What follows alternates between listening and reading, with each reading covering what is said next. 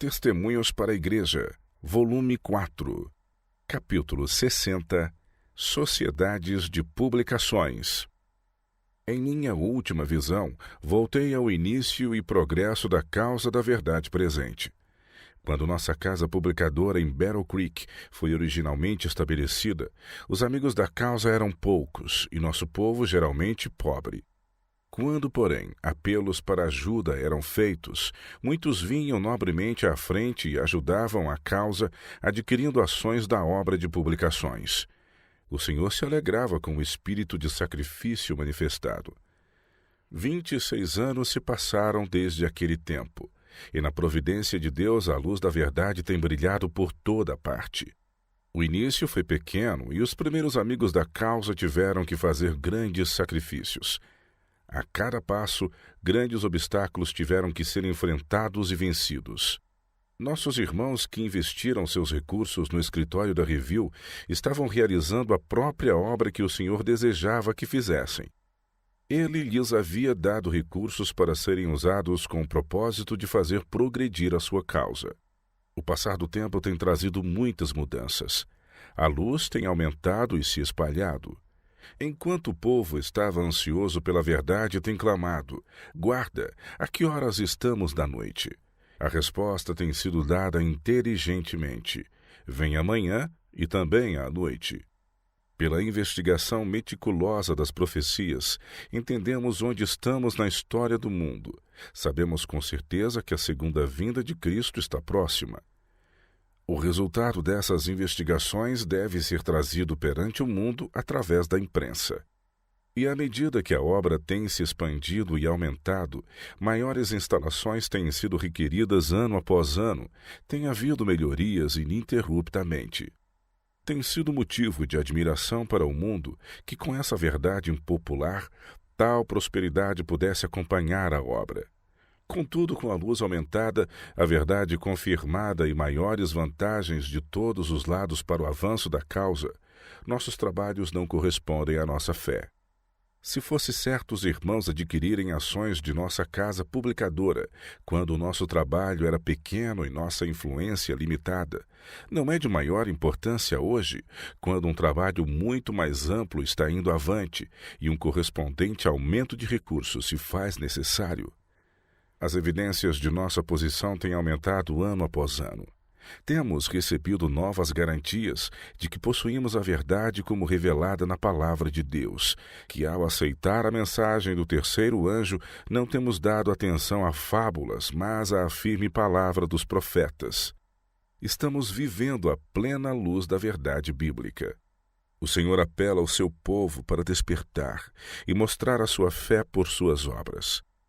Em tempos passados, quando nosso número era pequeno, quando aqueles que eram aptos sentiam ser seu dever adquirir ações de nossa casa publicadora, suas orações e ofertas, o fruto da perseverança e o esforço abnegado se apresentavam diante de Deus como cheiro suave. Nossos irmãos e irmãs, que têm recebido o precioso pão da vida, a eles oferecido em nossas publicações, devem estar ainda mais dispostos a dar de seus recursos para sustentar a causa do que aqueles que amavam a verdade em anos anteriores. Irmãos, Deus os abençoará ao demonstrarem seu interesse por nossas casas publicadoras, fazendo delas sua propriedade. Aqueles que não possuem ações nessas instituições têm o privilégio de investir os seus recursos nessa boa obra. Precisamos de sua simpatia, orações e recursos. Precisamos de sua generosa cooperação. Esperamos que todos aqueles cujo coração o Senhor despertar levantem-se com seus recursos para investir nessas instituições. É de fato verdade que temos a última mensagem de misericórdia a ser dada ao mundo? É verdade que nossa obra logo findará? Assim diz a palavra de Deus. O fim de todas as coisas está próximo. Então a advertência deve ser enviada a todas as partes da terra. Nossas casas publicadoras se tornaram um poder no mundo. Uma grande mudança teve lugar. Com nossas instalações aumentadas, para fazer a clara luz brilhar àqueles que estão nas trevas, não é agora tão difícil como foi outrora ver e aceitar a verdade. Aqueles que primeiro conduziram a obra foram objeto dos ataques combinados de homens malignos e anjos maus. A inimizade de Satanás atuando através de homens como seus instrumentos foi impressionantemente desenvolvida. Por outro lado, os crentes, conquanto poucos em número, eram zelosos e dedicados a vindicar a honra de Deus por exaltar a sua lei que havia sido tornada sem valor e desfazer as obras de Satanás reveladas em toda forma de erro destrutivo. Desde o início, Satanás tem se levantado contra esta obra.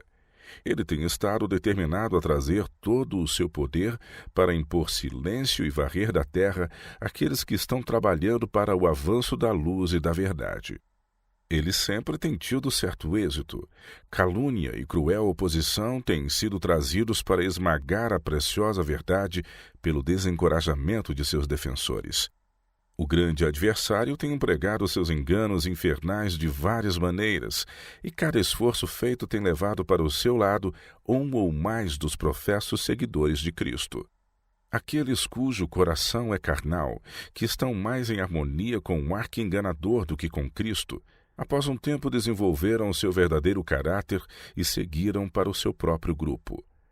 Satanás mantém sob seu controle não poucos que se passaram como amigos da verdade e através deles trabalha contra o seu progresso. Ele os emprega para semear joio entre o povo de Deus.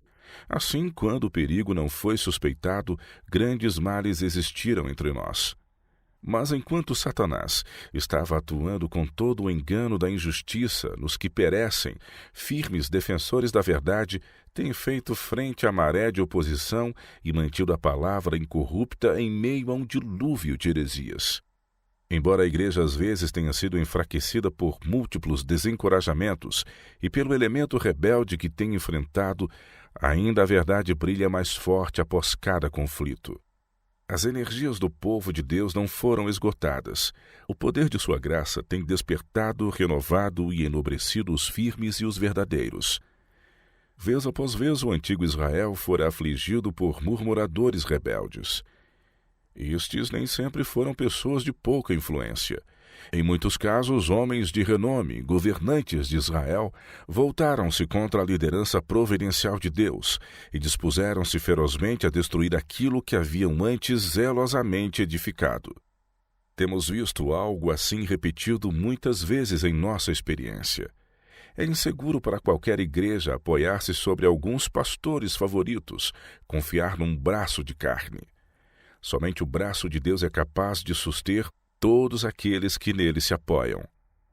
Até que Cristo apareça nas nuvens do céu, com poder e grande glória, os homens se perverterão no espírito e se desviarão da verdade para as fábulas. A igreja verá ainda dias trabalhosos, profetizará vestida de saco. Mas, se bem que tenha de enfrentar heresias e perseguições, embora tenha de combater contra infiéis e apóstatas, pelo auxílio de Deus ela ainda está esmagando a cabeça de Satanás. O Senhor terá um povo tão verdadeiro como o aço, de fé tão firme como o granito. Eles devem ser-lhe testemunhas no mundo, instrumentos seus para realizar uma obra especial, gloriosa, no tempo designado por ele. A mensagem evangélica não ganha uma alma para Cristo, nem abre caminho para um só coração, sem ferir a cabeça de Satanás. Sempre que um cativo lhe é arrancado das garras, libertado de sua opressão, o tirano é derrotado. As casas publicadoras, os prelos, são instrumentos nas mãos de Deus para enviar a toda língua e nação a preciosa luz da verdade.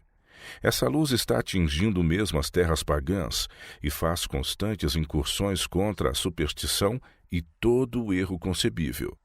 Pastores que pregam a verdade com todo o zelo e fervor podem apostatar e unir-se às fileiras dos inimigos. Tornará isso, porém, a verdade divina em mentira. Todavia, diz o apóstolo, o fundamento de Deus fica firme. A fé e os sentimentos dos homens podem mudar, mas a verdade de Deus nunca. A terceira mensagem angélica está soando. É infalível. Homem algum pode servir a Deus sem atrair contra si mesmo os homens e anjos maus. Espíritos maus serão lançados no encalço de toda a alma que busca unir-se às fileiras de Cristo, pois Satanás deseja reaver a presa que lhe foi arrebatada. Homens maus se submeterão a crer em fortes enganos para sua perdição. Esses homens se revestirão das roupagens da sinceridade para enganar, se possível, os próprios eleitos. É tão certo possuirmos a verdade como é que Deus vive, e Satanás, com todas as suas artimanhas e poder infernal, não pode mudar a verdade de Deus em mentira. Enquanto o grande adversário faz tudo quanto lhe é possível para tornar sem efeito a palavra de Deus, a verdade tende a avançar como uma lâmpada resplandecente.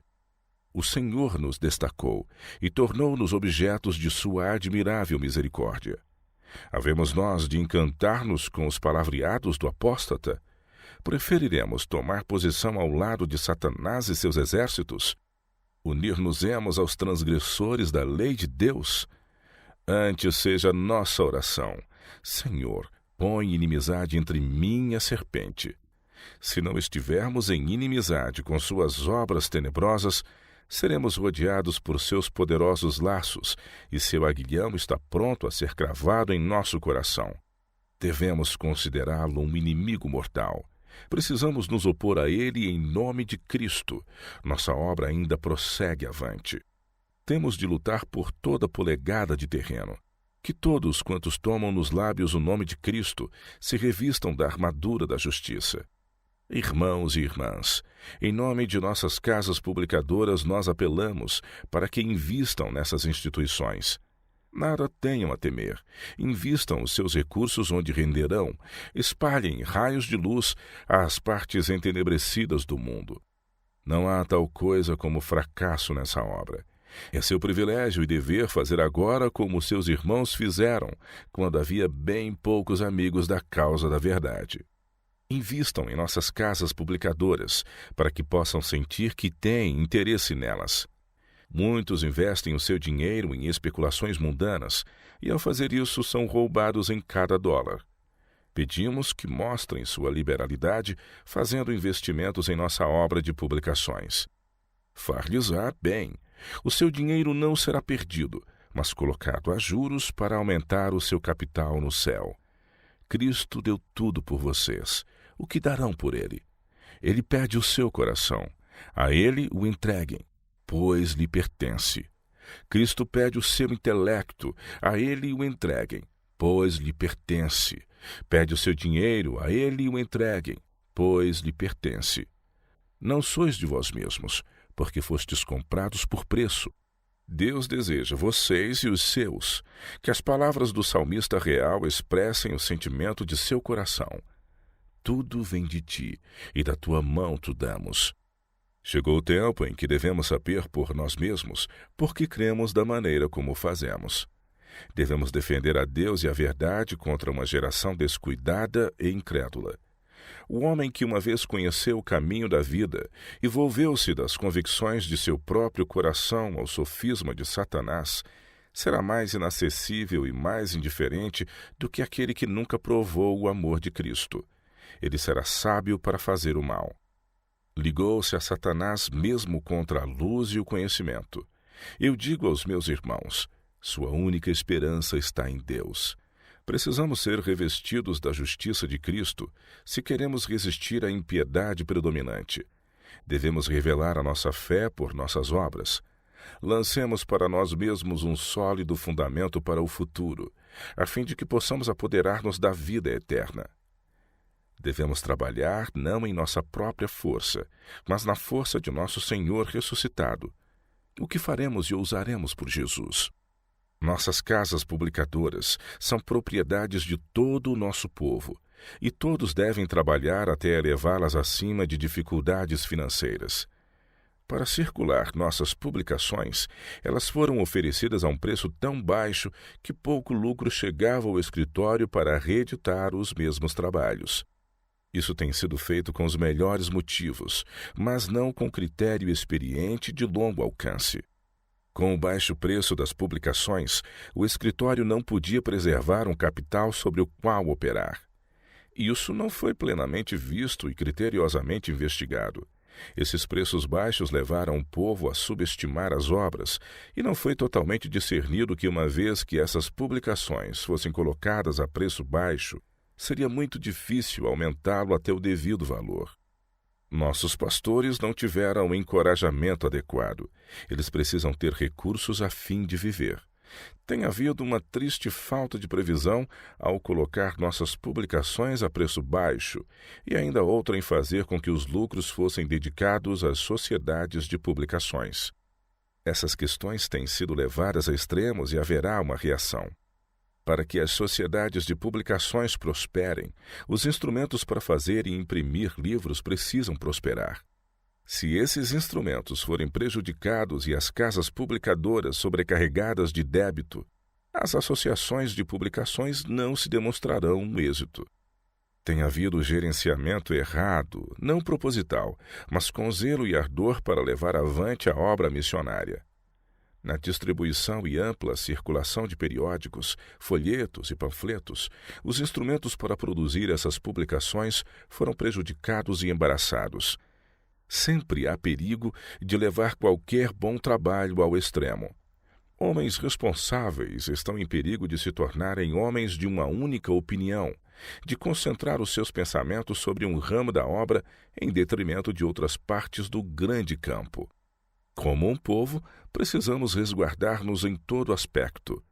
Não há a menor segurança para alguém, a menos que diariamente busque sabedoria de Deus e não ouse agir em sua própria força.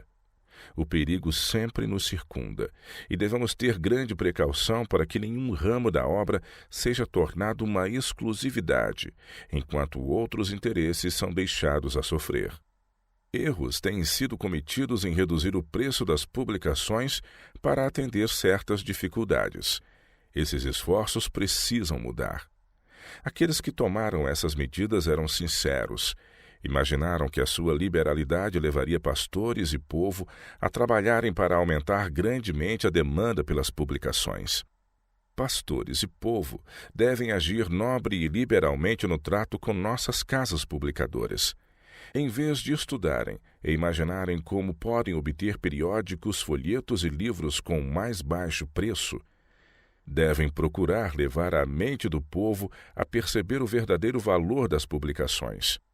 Todos esses centavos obtidos de milhares de publicações têm causado uma perda de milhares de dólares aos nossos escritórios, quando uns poucos centavos a mais de cada indivíduo dificilmente seriam sentidos. Review and Herald e Sign of the Times são periódicos baratos em seu preço total. A Review é um periódico valioso, contém assuntos de grande interesse para a igreja e deve ser colocado em cada família de fiéis.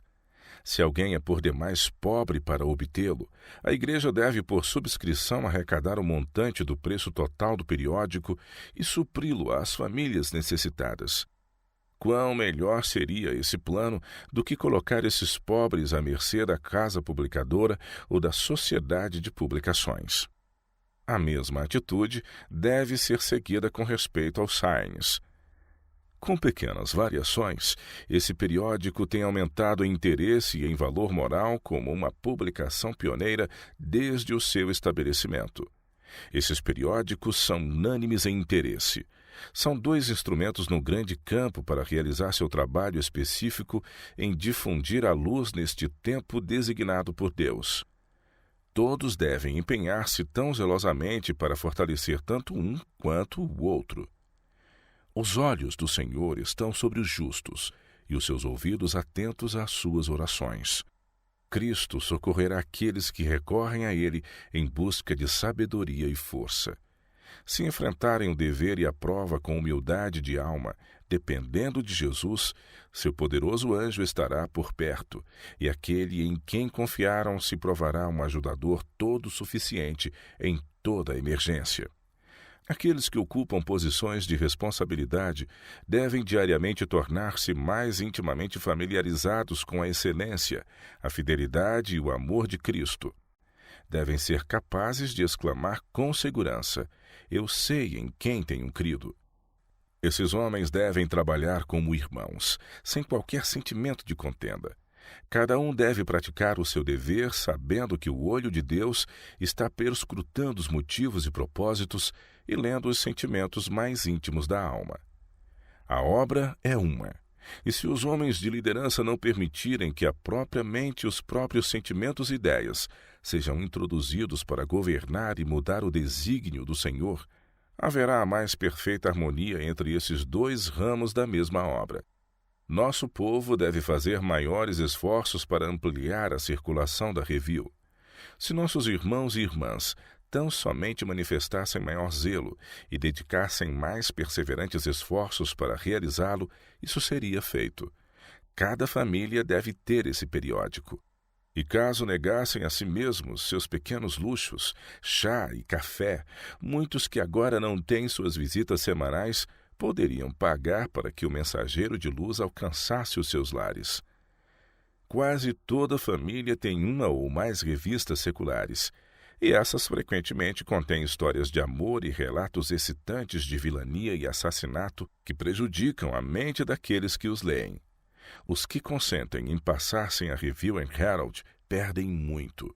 Através de suas páginas, Cristo pode falar-lhes em advertências, reprovação e conselho que mudariam a corrente de seus pensamentos e para eles seria como o pão da vida. Nossas revistas não devem estar cheias de longas discussões ou longos argumentos doutrinários que cansariam o leitor, mas conter artigos doutrinários interessantes e práticos. O preço de nossas revistas não deve ser tão baixo que nenhuma margem de lucro seja deixada para continuar o trabalho.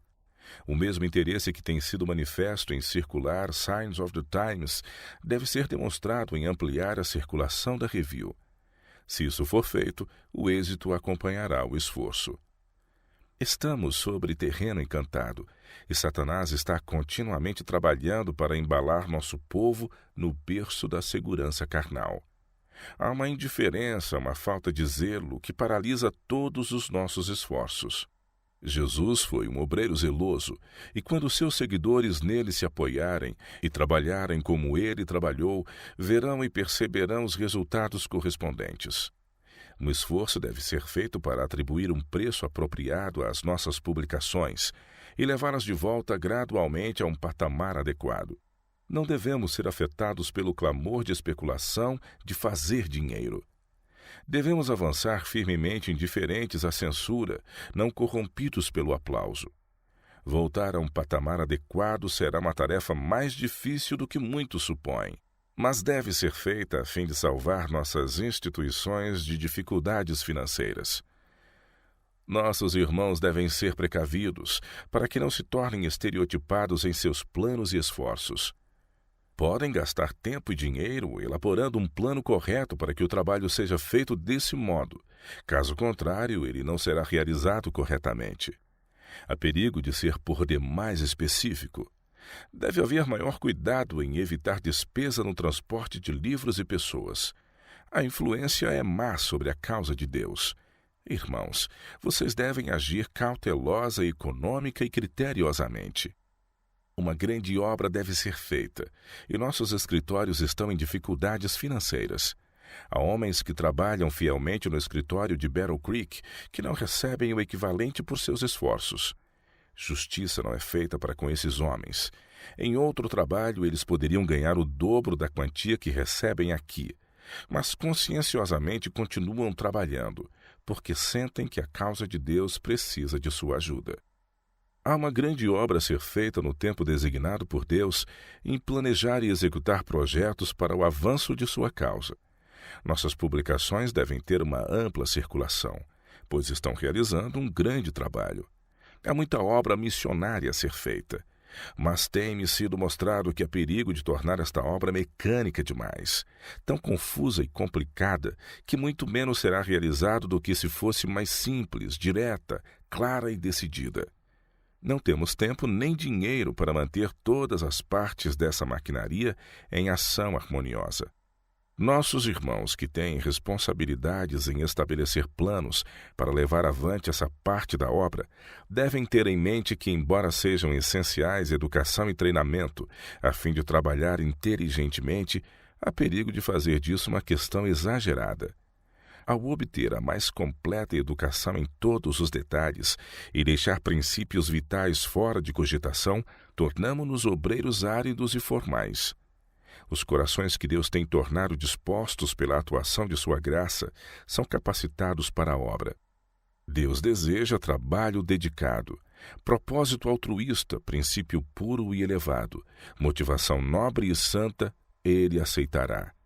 Sua graça e poder atuarão nesses esforços. Todos que percebem que é obra de Deus preparar um povo para a sua vinda, encontrarão em seus esforços desinteressados oportunidades onde possam realizar trabalho missionário e com folhetos. Todavia, pode haver demasiados recursos gastos e muito tempo ocupado em tornar as coisas tão exatas e minuciosas que a dedicação é negligenciada e preservada a aridez. Digo-lhes francamente que Jesus e o poder de sua graça são deixados fora de consideração. Os resultados mostrarão que o trabalho mecânico tomou o lugar da piedade, humildade, santidade de coração e vida. Os obreiros mais espirituais, dedicados e humildes, não encontram lugar onde possam firmar-se, então se afastam. Os jovens e os sem experiência aprendem o método e realizam seu trabalho mecanicamente, mas o verdadeiro amor, a preocupação pelas almas, não é sentido. Demorar-se menos em métodos estabelecidos e no que é mecânico e possuir mais do poder da santidade são coisas essenciais neste solene e terrível tempo de responsabilidades. Há ordem no céu, e deve haver método e ordem na terra para que a obra possa avançar sem confusão e fanatismo. Nossos irmãos têm estado trabalhando com este objetivo, mas enquanto alguns de nossos pastores continuamente assumem responsabilidade pelas almas e sempre buscam elevar as pessoas em suas realizações espirituais, aqueles que não são tão conscienciosos e que não têm levado a cruz de Cristo, nem sentem o valor das almas como refletido no Calvário, ao ensinar e educar os outros no trabalho mecânico, se tornarão formais e sem forças e não levarão Salvador às pessoas. Satanás está sempre atuando para fazer com que o serviço de Deus se degenere em formalidade estéril e se torne fraco para salvar almas. Embora a energia, o zelo e a eficiência dos obreiros se tornem amortecidos pelos esforços em manter trabalho tão sistemático, o esforço exaustivo que deve ser feito pelos nossos pastores para manter essa complicada maquinaria em funcionamento absorve tanto tempo que o trabalho espiritual é negligenciado. E com tantas coisas por fazer, esse trabalho requer tão grande soma de recursos que outros ramos da obra definharão e morrerão por falta de devida atenção. Embora os mensageiros silenciosos da verdade devam ser espalhados como folhas de outono, nossos pastores não devem fazer desse trabalho uma formalidade e deixar fora de questão a devoção e a verdadeira piedade. 10 obreiros verdadeiramente convertidos, dispostos e abnegados podem efetuar mais no campo missionário do que uma centena dos que limitem seus esforços a formalidades estabelecidas e se prendam a regulamentos mecânicos, trabalhando sem profundo amor pelas almas. Em caso algum, a vigilante obra missionária deve ser negligenciada. Ela muito tem feito para a salvação de almas. O sucesso da obra de Deus depende muito disso. Contudo, aqueles que realizam esse trabalho devem ser os que são espirituais, cujas cartas manifestem a luz e o amor de Jesus e que sintam a responsabilidade da obra. Devem ser homens e mulheres que orem e tenham íntima ligação com Deus. Mente pronta, vontade santificada e solo discernimento são necessários. Eles terão aprendido do Mestre Celestial a maneira bem-sucedida de apelar às almas e aprendido suas lições na escola de Cristo. Realizarão seu trabalho visando unicamente a glória de Deus. Sem esse preparo, todos os ensinos recebidos de seus instrutores a respeito de formalidades e regulamentos, embora possam ser lições completas, deixarão vocês continuamente como principiantes no trabalho. Vocês precisam aprender de Cristo. Devem negar o eu em favor de Cristo e colocar o pescoço sob seu jugo. Devem levar o fardo de Cristo e sentir que não pertencem a si mesmos, mas são servos de Cristo, realizando um trabalho que Ele lhes designou não para qualquer louvor, honra ou glória que possam receber, mas por amor a Ele. Em todo o seu trabalho devem entrelaçar a graça, o amor, a devoção, o zelo, a perseverança incansável e a energia indomável de Cristo, o que contará para o tempo e para a eternidade. A obra de publicações é um bom trabalho. É obra de Deus. De maneira alguma deve ser subestimada, mas há contínuo perigo de pervertê-la de seu verdadeiro objetivo. Colportores são necessários para trabalhar no campo missionário. Pessoas de maneiras grosseiras não estão qualificadas para essa obra. Homens e mulheres que possuem tato, boa conversa, aguda percepção e mente perspicaz são os que podem ser bem-sucedidos. A obra do colportor é elevada e se provará um êxito se ele for honesto, zeloso e paciente, realizando com perseverança a obra a que se propôs. O seu coração deve estar no trabalho. Deve levantar cedo e trabalhar diligentemente, utilizando de maneira correta as faculdades que Deus lhe concedeu. As dificuldades precisam ser enfrentadas. Se confrontadas com perseverança incessante, elas serão vencidas. Muito é ganho através da cortesia. O obreiro pode estar continuamente formando um caráter simétrico. Um grande caráter é formado por pequenos atos e esforços. Há perigo de não darmos suficiente encorajamento a nossos pastores. Foram-me mostrados alguns homens a quem Deus estava chamando para a obra do ministério, entrando no campo como colportores. Este é um excelente preparo se o seu objetivo é disseminar a luz e levar a verdade revelada na palavra de Deus diretamente ao círculo familiar. Através de conversação, o caminho pode ser frequentemente aberto para falar da religião da Bíblia. Se a obra é assumida como devia ser, famílias serão visitadas, os obreiros manifestarão ternura e amor pelas almas e exalarão em palavra e conduta a fragrância da graça de Cristo, e grande bem disso resultará. Seria uma excelente experiência para qualquer que tenha em vista o ministério. Muitos, porém, são atraídos para o campo da colportagem para vender livros e quadros que não expressam nossa fé e não proporcionam luz ao comprador. São induzidos a fazê-lo por causa das perspectivas financeiras mais atraentes do que as que lhes são oferecidas como licenciados. Essas pessoas não estão obtendo nenhum preparo especial para o ministério evangélico. Não estão obtendo aquela experiência que as tornaria qualificadas para o trabalho. Estão perdendo tempo e oportunidades por esse tipo de esforço.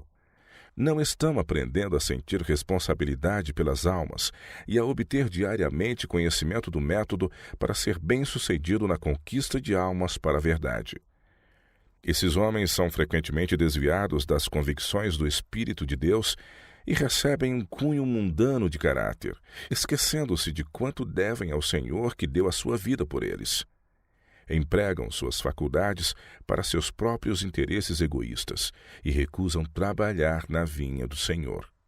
Fiquei alarmada ao ver as várias redes que Satanás tece em torno de homens a quem Deus usaria, desviando-os da obra do ministério.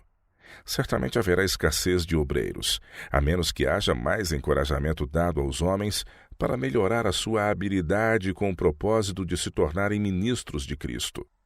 Satanás está constante e perseverantemente apresentando ganho financeiro e vantagens mundanas para atrair a mente e faculdade dos homens e impedi-los de realizar os deveres essenciais que lhes proporcionem uma experiência nas coisas de Deus. E quando ele vê que esses homens avançarão, dando-se ao trabalho de ensinar a verdade àqueles que estão em trevas, fará o máximo para levá-los ao extremo em alguma coisa, para que tenha sua influência enfraquecida e sejam levados a perder a vantagem que obteriam, caso fossem equilibrados pelo Espírito de Deus. Foi-me mostrado que nossos pastores estão causando grande prejuízo a si mesmos pelo descuido no uso dos órgãos vocais. Chamamos-lhes a atenção para este importante assunto e demos por intermédio do Espírito de Deus advertências e instruções. Era dever deles aprender a maneira mais sábia de usar esses órgãos. A vós, este dom do céu é uma poderosa faculdade para o bem, e caso não seja pervertida, glorificará a Deus. Tudo o que era essencial era estudar e seguir conscienciosamente algumas regras simples. Mas, em vez de se educarem como deviam ter feito, usando um pouco de bom senso, contrataram um professor de elocução. Em resultado disso, muitos que sentiam que Deus tinha uma obra para fazer em ensinar a verdade a outros, tornaram-se obcecados e enlouquecidos pela elocução. Tudo o que alguns precisavam era ter essa tentação apresentada a eles. O seu interesse foi atraído pela novidade, e jovens e alguns pastores foram dominados por essa empolgação. Deixaram os seus campos de trabalho, tudo na vinha do Senhor foi negligenciado, e despenderam seu dinheiro e dedicaram seu precioso tempo para frequentar uma escola de elocução. Quando terminaram esse treinamento, a devoção e a religião haviam se afastado deles, e a responsabilidade pelas almas foi deixada de lado, como se deixa de lado uma vestimenta. Haviam aceitado as sugestões de Satanás, e ele os conduziu para onde bem quis. Alguns se põem como professores de elocução, não tendo prudência nem habilidade, e se tornam repulsivos ao público, pois não empregam apropriadamente o conhecimento que têm obtido. Seu desempenho era isento de dignidade ou bom senso, e essas façanhas de sua parte têm fechado a porta tanto quanto se saiba, a qualquer influência que possam ter no futuro como homens para levar avante a mensagem da verdade ao mundo. Esse foi um artifício de Satanás. Era correto procurar aperfeiçoar a arte de falar, mas dedicar tempo e dinheiro a esse ramo e absorver a mente com isso foi ir a extremos e mostrar grande fraqueza. Jovens que se chamam de observadores do sábado atribuem o título de professores a seus nomes e abusam da comunidade com aquilo que não entendem. Muitos assim pervertem a luz que Deus tem julgado adequado lhes dar. Não possuem a mente bem equilibrada, a elocução tornou-se um provérbio. Tem levado homens a se empenharem no trabalho que não podem sabiamente exercer, e os estragado para realizar um trabalho que tivessem sido humildes e modestamente buscado realizá-lo no temor de Deus, teria sido um grande sucesso. Esses jovens poderiam estar se qualificando para ser úteis no campo missionário como colportores ou como licenciados, provando-se para o trabalho ministerial e realizando obra para o tempo e para a eternidade. Mas eles têm se enlouquecido com o pensamento de se tornarem professores de elocução, e Satanás observa e ri, por tê-los apanhado na rede que armou para eles. Os servos de Deus sempre devem ser unidos, devem reprimir e controlar os fortes traços de caráter e, dia após dia, cuidadosamente refletir sobre a natureza da estrutura da vida que estão formando. São cavalheiros cristãos na vida diária. São vistos em sua vida atos nobres e retos que farão com que a sua edificação de caráter permaneça em pé como um belo templo de Deus. Assim como uma tábua defeituosa afundará o navio e uma falha tornará uma corrente sem valor, igualmente um desmoralizador traço de caráter revelado em palavras e ações deixará sua influência para o mal e, se não for vencido, destruirá toda virtude. Cada faculdade do homem é um operário a construir para o tempo e a eternidade. Dia a dia a estrutura vai subindo, embora o possuidor não se aperceba disso. É uma construção que tem de figurar como farol de advertência por causa de sua deformidade ou como estrutura que Deus e os anjos admirarão por sua harmonia com o modelo divino. As faculdades mentais e morais que Deus nos concedeu não constituem o caráter. Elas são talentos que devemos aperfeiçoar e que, quando devidamente aperfeiçoados, formarão um caráter reto. Pode um homem ter na mão sementes preciosas, mas essas sementes não são um pomar. A semente tem de ser plantada antes de se tornar árvore. A mente é o terreno, o caráter é o fruto. Deus nos deu as faculdades para as cultivarmos e aperfeiçoarmos. No educar essas faculdades de modo que se harmonizem e formem um caráter de valor, temos uma obra que ninguém senão nós mesmos podemos efetuar.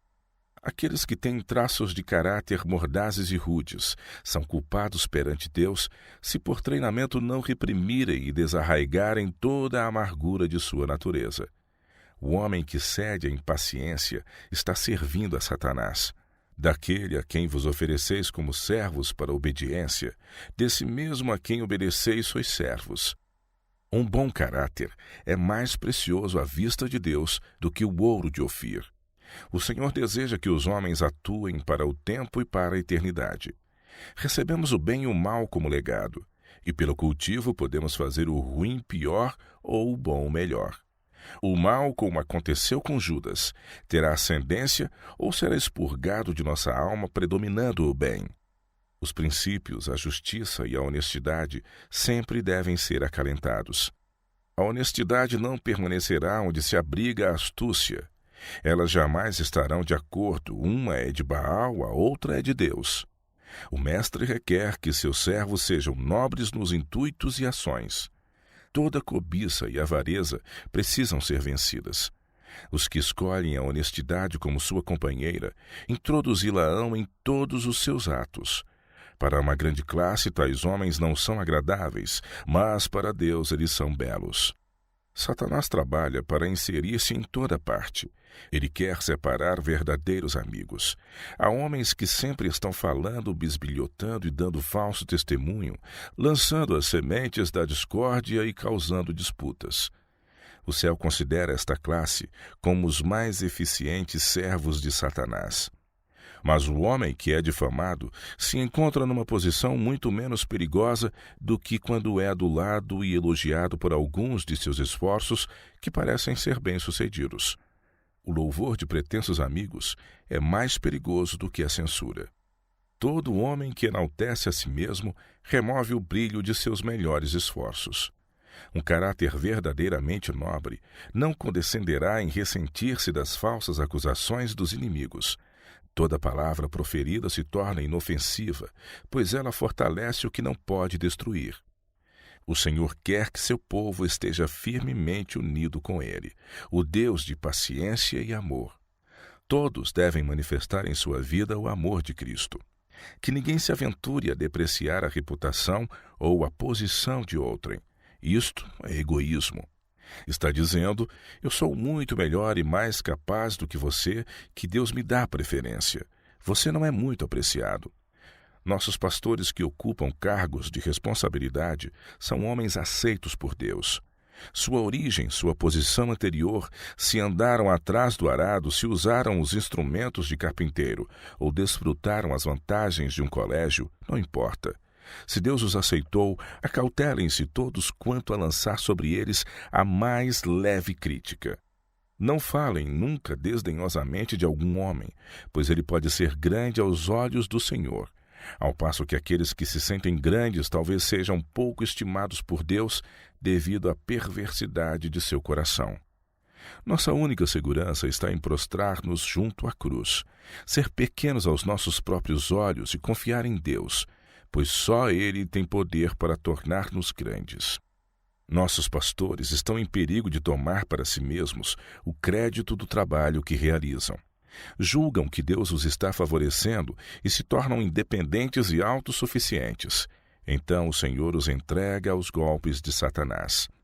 A fim de realizar o trabalho de Deus com aceitação, devemos ter o espírito de mansidão, mente humilde, cada um considerando os outros melhores do que si mesmo. Há muito em jogo. O juízo e a habilidade de todos agora são necessários. A obra de cada homem é de suficiente importância para requerer que seja realizada com cuidado e fidelidade. Um homem não pode realizar o trabalho de todos. Cada um tem seu respectivo lugar e seu trabalho especial. E cada um deveria compreender que a maneira como é realizado o seu trabalho precisa resistir à prova do juízo. O trabalho perante nós é importante e extenso. O dia de Deus se apressa. E todos os obreiros no grande campo do Senhor devem ser homens que estão se empenhando para se tornarem perfeitos, em nada falhando, não ficando atrás em nenhum dom, esperando pelo aparecimento do Filho do Homem nas nuvens do céu. Nenhum momento de nosso precioso tempo deve ser dedicado a fazer com que outros se conformem com nossas ideias e opiniões pessoais. Deus quer educar os homens empenhados em colaborar nesta grande obra, no mais alto exercício da fé e no desenvolvimento de um caráter harmônico. Os homens têm diversos dons, e uns são mais aptos para um ramo da obra do que para outro. Aquilo que um pode ser incapaz de realizar, seu colega de ministério pode estar apto a fazer. A obra de cada um é importante em sua posição. A cabeça de um homem não deve reger a de outro. Se alguém se ergue julgando que não deve ser influenciado por ninguém, que possui discernimento e capacidade para compreender todo o ramo da obra, esse homem decairá da graça de Deus.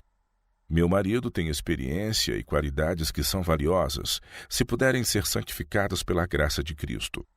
Deus fará os seus esforços inteiramente aceitáveis se ele imitar o modelo.